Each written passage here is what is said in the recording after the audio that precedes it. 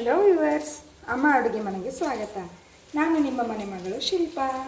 ಇವತ್ತು ನಾವು ಸಾಬುದಾನಿ ಬಟಾಟೆ ವಡೆ ಹೆಂಗೆ ಮಾಡೋದು ಅಂತ ನೋಡೋಣ ಬನ್ನಿ. ನೀವೇನಾದರೂ ಮೊದಲೇ ಬಾರಿಗೆ ನನ್ನ ಚಾನಲ್ ನೋಡ್ತಿದ್ರೆ ಪ್ಲೀಸ್ ಒಂದು ಲೈಕ್ ಆ್ಯಂಡ್ ಸಬ್ಸ್ಕ್ರೈಬ್ ಮಾಡಿ. ಈಗ ಇದಕ್ಕೆ ಏನೇನು ಬೇಕು ಎಲ್ಲ ಇಂಗ್ರೀಡಿಯೆಂಟ್ಸ್ ನೋಡೋಣ. ಒಂದು ಬಟ್ಲು ಸಾಬುದಾನಿ, ಒಂದು ಗ್ಲಾಸ್ ನೀರು ಹಾಕಿ ಒಂದು 4 ತಾಸು ನೆನೆಯೋಕ್ಕಿಡಬೇಕು. ಇದು ಒಂದು 4 ಗಂಟೆ ನೆನೆಸಿರೋ ಸಾಬುದಾನಿ. ನೀರಿಲ್ಲಾರ್ದಂಗೆ ಜಾನ್ಸಿ ಇಟ್ಕೋಬೇಕು ಇದನ್ನು.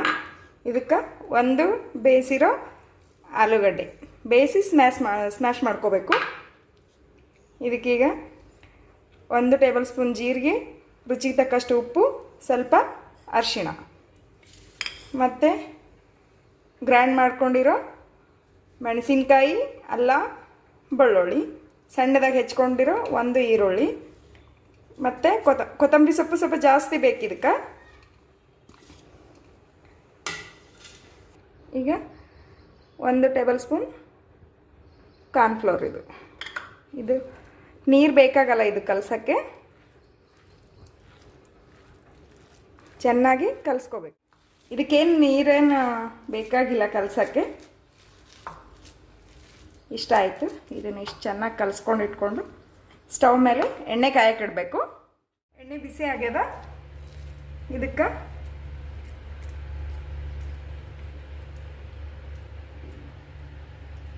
ಇಷ್ಟಿಷ್ಟೇ ತಗೊಂಡು, ಜಾಸ್ತಿ ತೆಳ್ಳಗೆ ಆಗಬಾರ್ದು ಇದು.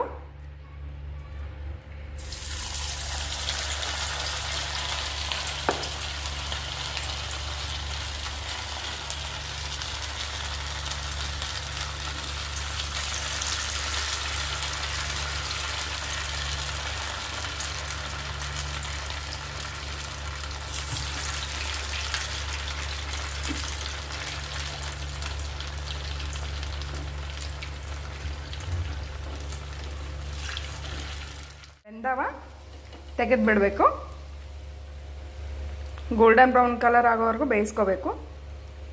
ಈಗ ಸಾಬುದಾನಿ ವಡೆ ರೆಡಿ.